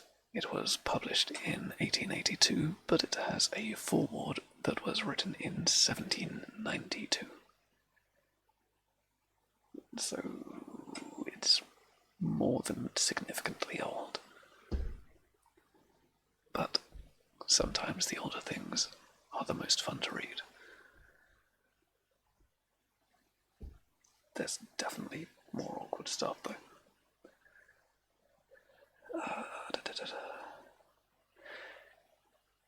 The insinuable esteem of Brown rose like paper kite and charmed the town, but measures planned the executed well, shifted the wind and raised it, and it fell he trod, and very self-same ground he tread, and victory refuted all he said. And yet his judgment was not formed amiss. Its error, if it erred, was merely this. He thought the dying hour already came, and the complete recovery struck him dumb.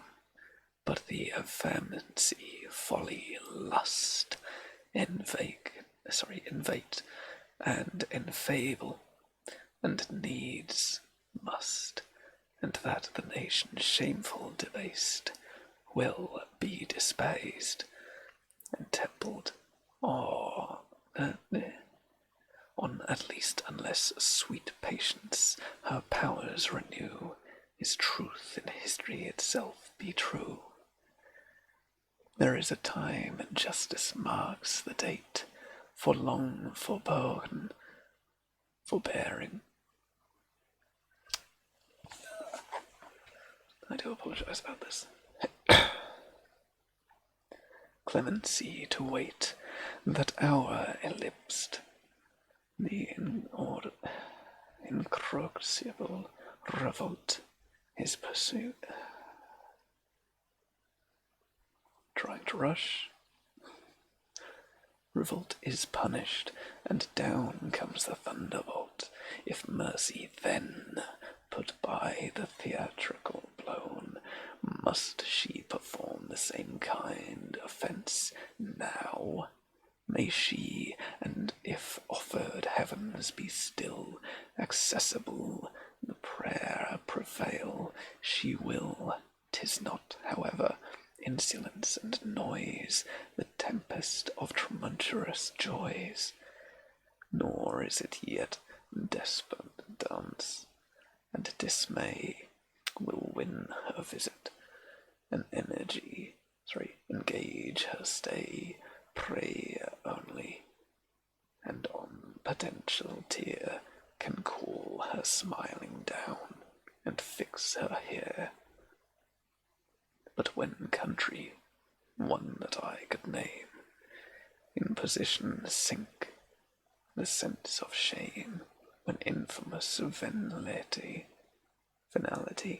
grow bold, writes on their bosom to be let or sold, when perjury, that heaven-defying vice, sells oaths by take, and at the lowest price stamps God's own name upon a lie just made to turn a penny in the way of trade, when avarice strives and never hides his face. 2 or 3 million of the human race, and not a tongue inquires how, where, or when, though consequence will have twinges now and then, when profanity of the sacred cause, in all the parts, time's mystery and laws, bespeaks a land once Christian, fallen and lost, in all that was against that title most, What follows next let cities of great name and regions long since dissolute, proclaim. Nineveh, Babylon, and ancient Rome spake to the present times, and times to come. They cry aloud in every careless ear, "Stop while ye may, suspend your mad career. Oh, learn from our example and our fate, learn wisdom and repentance ere too late. Not only vice disposes and prepares the mind that slumbers sweetly in her snares, to stood to tyrants usurped command, and bend her polished neck beneath his hand. A dire effect by one of nature's laws, unchangeable, connected with its cause. But Providence himself will intervene to throw his dark displeasure o'er the scene. All are his instruments, each from the war, what burns at home, or thietens from afar. Nature in arms, her elements at strife, the stores that overset the joys of life are but his rods and scourge, a guilty land, and wasted at the bidding of his hand.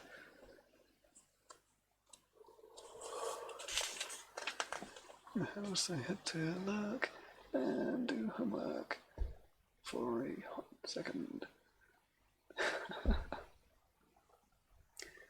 He gives the word, and mutiny sore roars in all the gates, and shakes her distant shores. The standards of all nations are unfurled.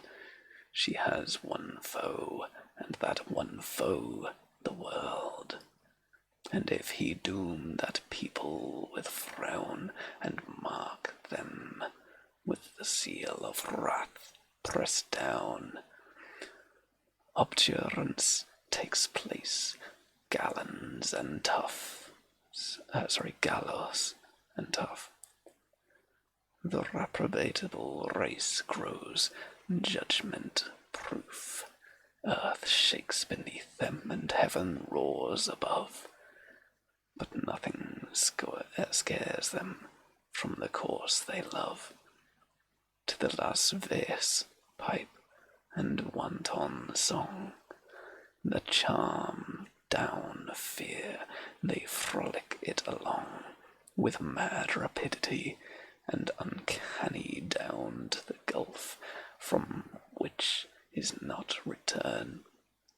They trust in navies, and their navies fail. God's curse can cast away 10,000 sail. They trust in armies, and their courage dies in wisdom, wealth, in fortune, and in lies.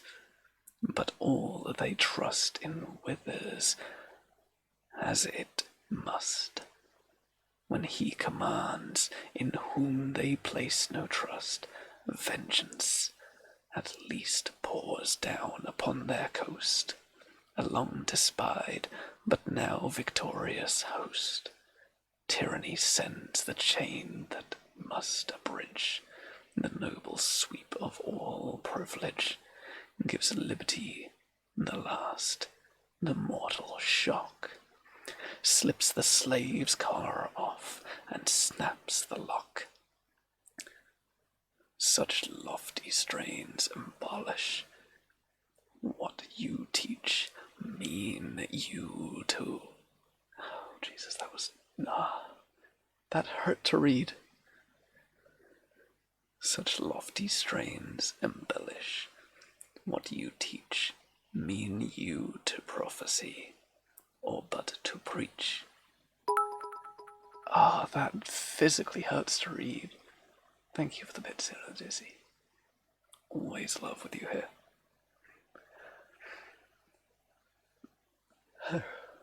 Yeah, sorry, I was in the Discord, I had to join. Oh, many thanks, man. It's always good. And as I've said every time someone has joined, if you do wish for anything next week, I am doing what is requested. So if you have poetry you wish to request or hear read out, do throw it into the Poetry to Read section under the Streaming tab. I know the mind that feels indeed the fire the muse imparts and can commend the lyre, acts with a force the kindless with zeal, whate'er the time, that outburst never feel if human woes her soft attentions claim. A tender symphony pervades the frame. She pours a sensibility divine along the nerve of every feeling line. But if dead not temely to the bone are born, fire induction, indignation, that's bizarre, and sense of scorn, the strings that swept with such power so loud, the storm of music shakes the astonished crowd. So when remote fertility is brought before the keen inquiry of her thought, a terrible sagacity informs the poet's heart. He looks to distant storms, he hears the thunder ere the tempest lowers, and armed with strength surpassing human power, seizes events as yet unknown to man, and darts his soul into the downing plain. Hence in the Roman mouth the graceful name of prophet and of poet was the same. Hence British poets too the priesthood shared, and every hallowed druid was a bard. I'm gonna have to make a druid bard now. But no prophetic fires to be belong. I play with cymbals and spout in song. I reckon a druid bard would actually work quite well. At Westminster, with little poet strive to set a distich upon 6 and 5, where disciplines help upon buds of sense and make his pupils proud.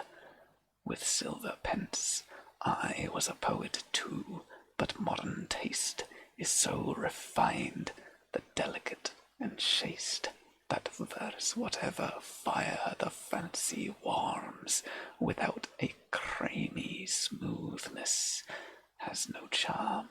Thus all success depends on an ear, and thinking I might purchase it too dear.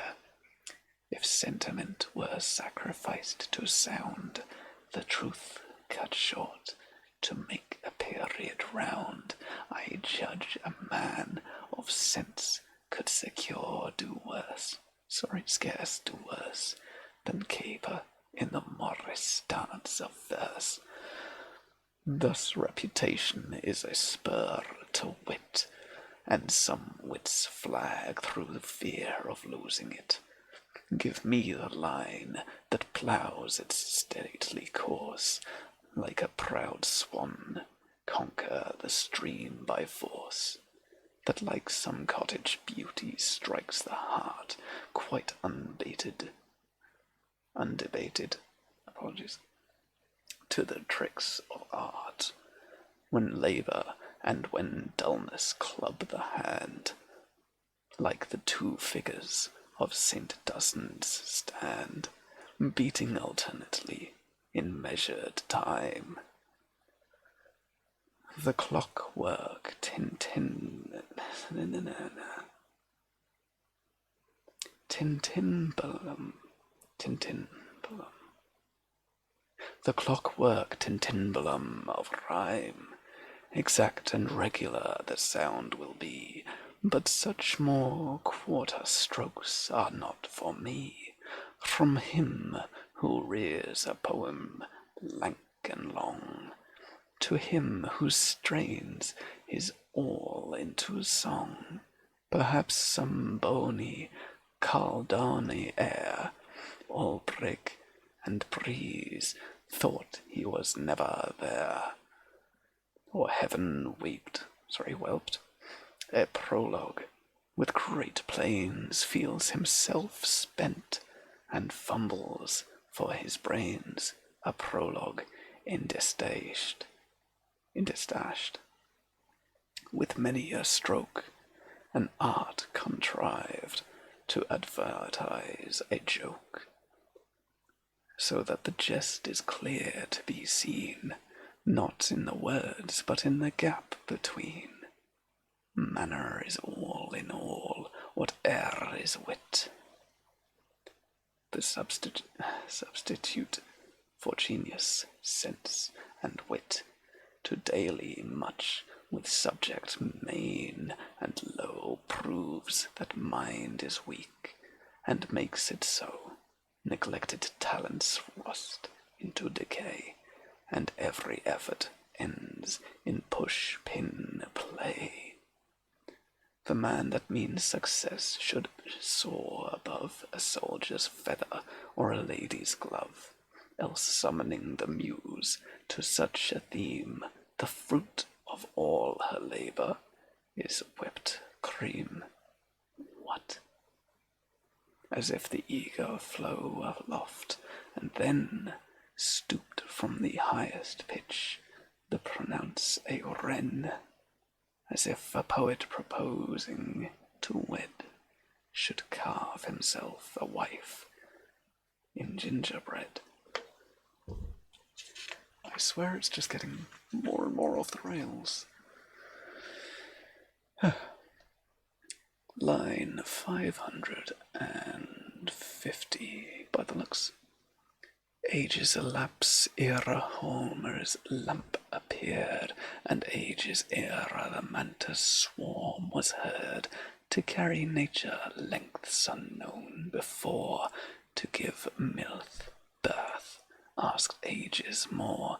Thus genius rose, and set at ordered times, and shot the day spring into distant climes, enabling every region that he chose. He sunk in Greece, in Italy he rose, and tedious years of Gothic darkness past, emerged all splendor in our isle at least.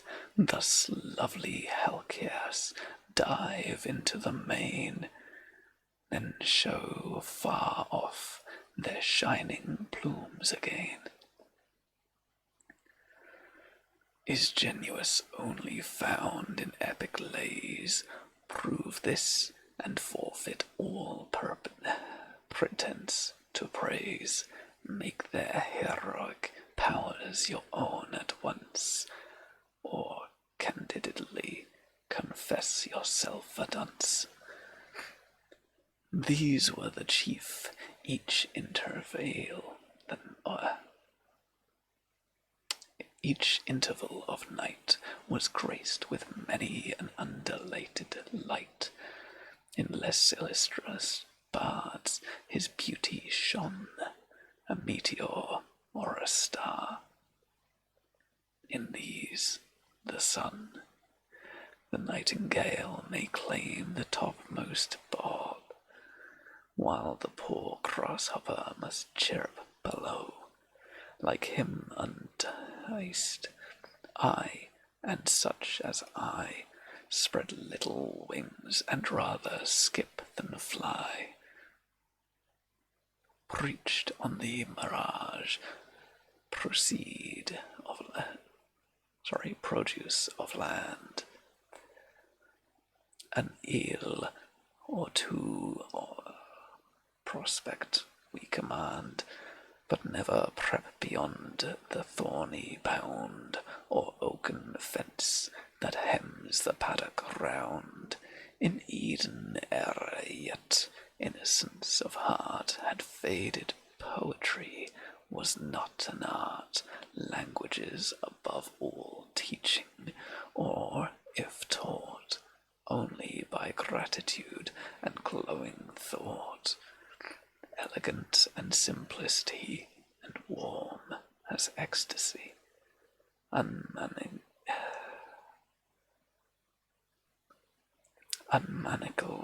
by form, not prompted, as in our degenerate days, by low ambition, and the thirst of praise was natural, as is the flowing stream, and yet magnificent, a god, the theme, that theme on earth exhausted, though above 'tis found as everlasting as his love. Men lavish all their thoughts on human things, the feats of heroes and the wrath of kings, but still, while virtue kindly his delight, the song was moral, and so far was right. 'Twas thus, till luxury seduced the mind to joys less innocent, as less refined. Then genius danced Bacchanal, he crowned the brimming goblet, seized the thrice, bound his brows with ivy, rushed into the field, and wild imagination and that there reeled, the victim of his own lavish fires, and dizzy with delight profaned the secret wires.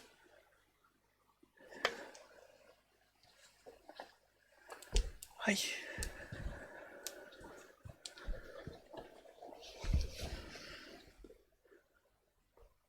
Anachron played in Greece and Rome, this bedlam party, and others nearest home, when Cromwell fought for power, and while he reigned, the proud protector of the power he gained, religion harsh, intolerant, austere, partner of manners, like herself severe, drew a rough copy of the Christian face, without the smile, the sweetness, or the grace.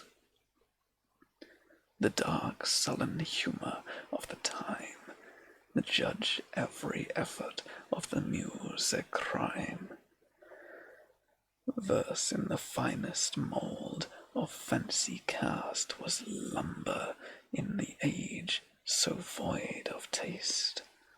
But when the second Charles assured the way, and arts revived beneath softer day, then like a bow long forced into a curve, the mind released from too constrained a nerve, flew to its first position with a spring, and made a vultured roofs of pleasure's ring.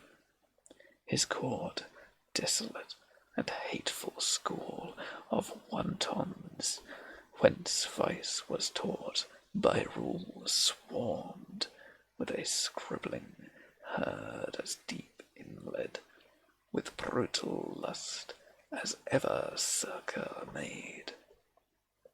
From these long successions in the rage of rank obscenity, debauched their age. That's bizarre. Nor ceased till ever obnoxious to redness the abuse of their sacred charge, the press the muse instructed a well-natured train of ably virtuous to cleanse the stain and claim the palm of purity of song. The lewdness had unsprung and worn so long that decent pleasantry and sterling sense that neither gave nor word endure offence, whipped out of sight, whilst satire, jest, and keen, the puppy pack and defiled the scene. In front of those came Addison, in him humour, in holiday the sightly trim, sublimity and Attic taste combined. To polish, furnish, and delight the mind. Then Pope, as harmony itself exact, in verse well disciplined, complete, compact, gave virtue and the morality of grace, that quite eclipsed pleasure's painted face, levied a tax, a wonder of applause, even on the fools, the templed of their laws. But he, his musical fineness, was such, so nice, his ears so delicate, his touch made poetry a mere mechanic art, and every warbled his tone by heart, nature imparting her steric gift, her serious myth to abrupt note and swift. With drolly sobriety they raised small at folly's cost, themselves unmoved the while.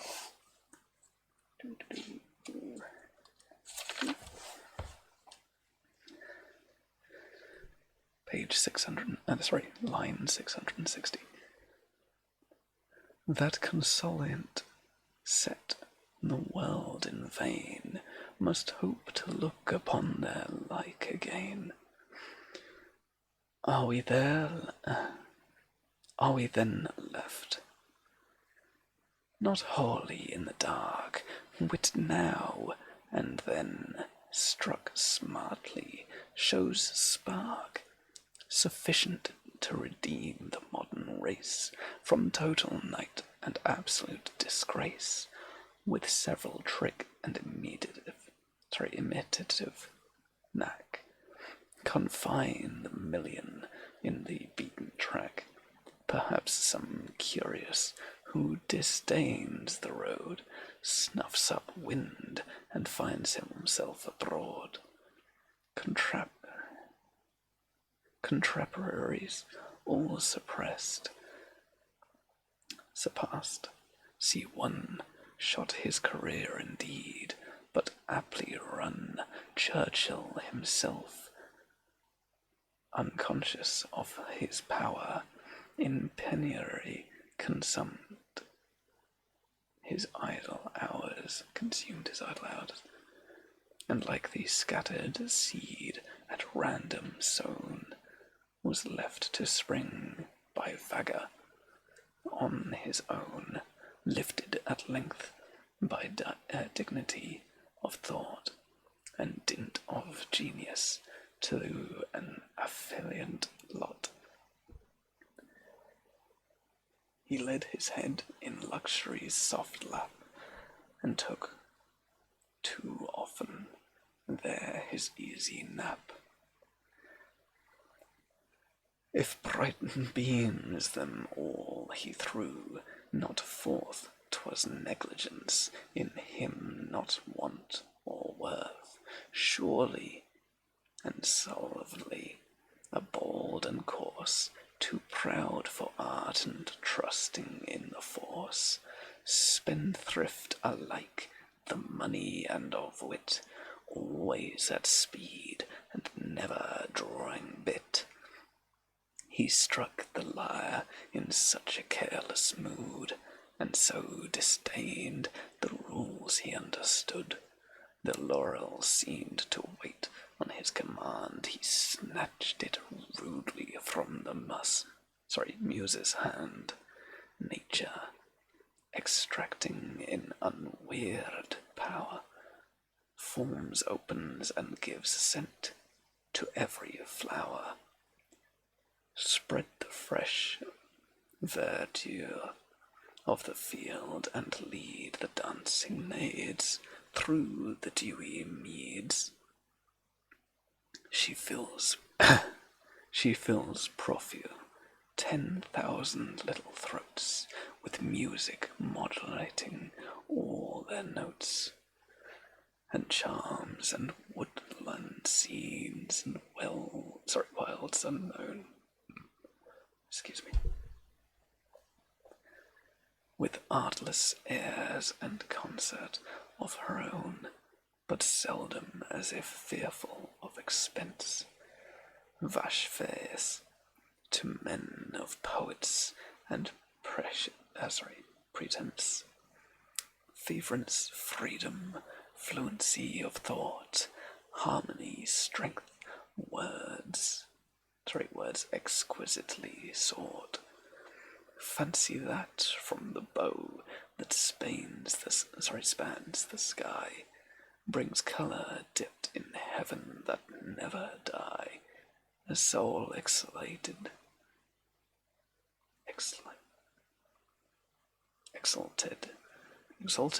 right, that's how that's spelled. Above earth, a mind skilled in the characters that form mankind. And as the sun is rising beauty dressed, looks to the westward from the dappled east, and marks whatever cloud may interpose, ere yet his race begins its glorious close.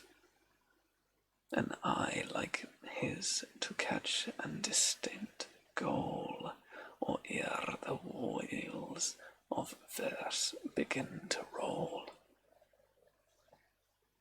Like his to shed illuminating rays on every sense or subject to survey.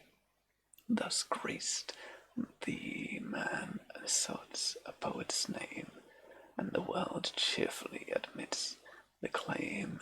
Pity or religion has so seldom found a skilful guide into poetic ground. The followers would spring where'er she deigned to stay, and every muse attended her in her way. Virtue indeed meets many a rhythm friend, and many compliment poetical penned, but unlettered. My word, this is full of bizarre words. Unattired in the becoming vast religion waves, for her the half undressed stands in the desert, shivering and forlorn, a wintry figure, like the withered thorn. The shelves are full, all other themes are sped, hackneyed and worn to the last flimsy thread. Satire has long since done his best, and cursed and loathsome ribaldry has done his worst. Fancy has spotted all her powers away. In tales and trifles,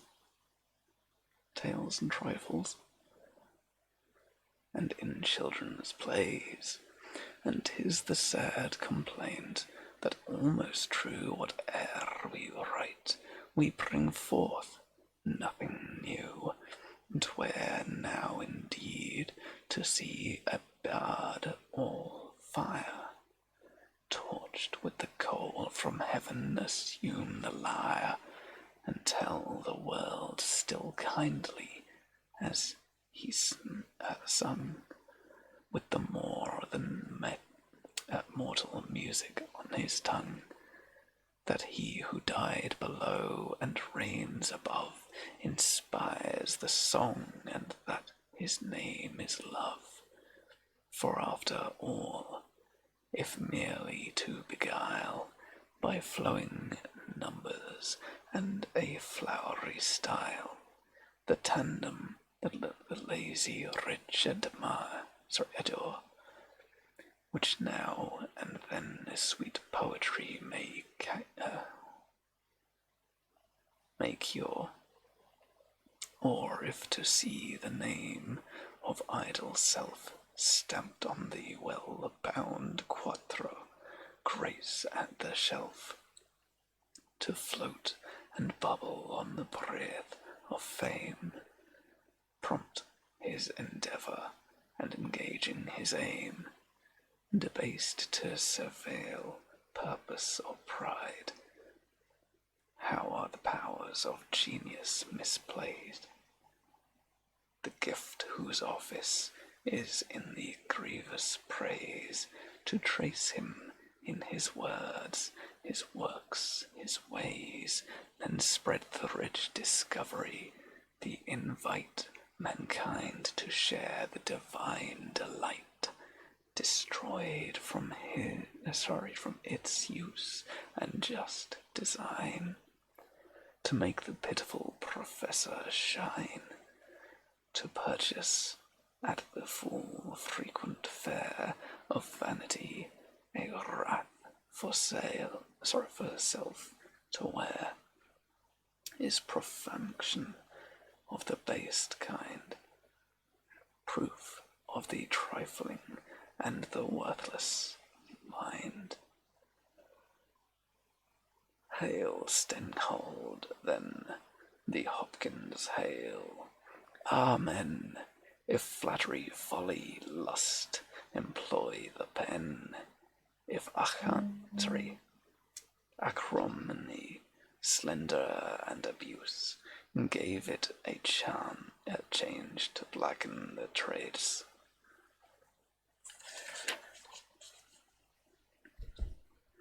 Thought butler's wit, pope's numbers, prior's ease, with all the fancy can invent to please, adorn the polished periods as they fall, and managed of their madrigal of theirs is worth them all.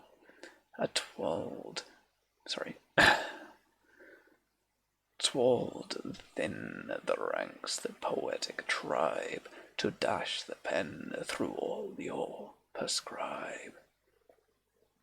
No matter, we could shift when they were not, and should no doubt, if they were all forgot.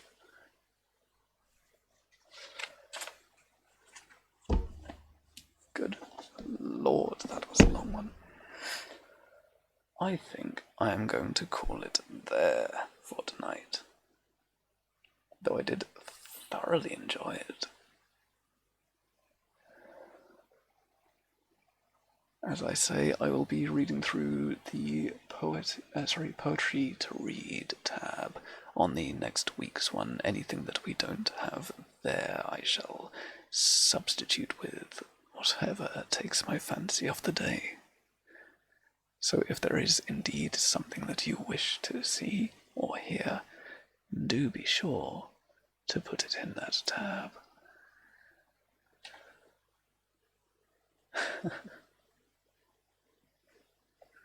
Just remember, my dear, this is all you're doing. If there is anyone to thank, it is indeed you. Let's see who we are reading tonight, though. So far, I only have one artist on at the moment. How queer. Earlier today, I only had artists online. Let's find someone that does something that looks ever so divine.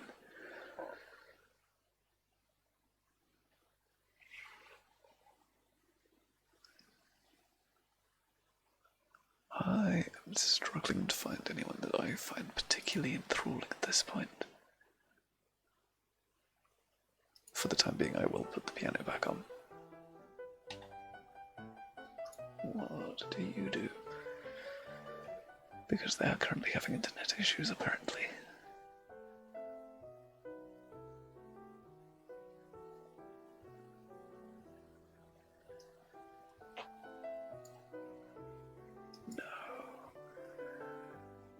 Let's find... That is a game. That is not art, sir. 3D printing things. I can argue that's art. I'd put that in making and crafting, though. That is also a game. I've had times when I forgot to alter my tab as well, so I can understand that. The only one I see going is Muddy. Very true, I do see Muddy is streaming. I might stream her, raid her again. Ooh, what's this? I think I found a new one to raid. I like to find alternate people to bring you to. Ah, yes, we are raiding this man. So, as ever, it has been tremendous good fun with you here, and I thank each and every one of you. Do take your time, see whom we are raiding. And as, again, you think of something that you wish for me to read on stream, do put it into our tab. And have a wonderful day.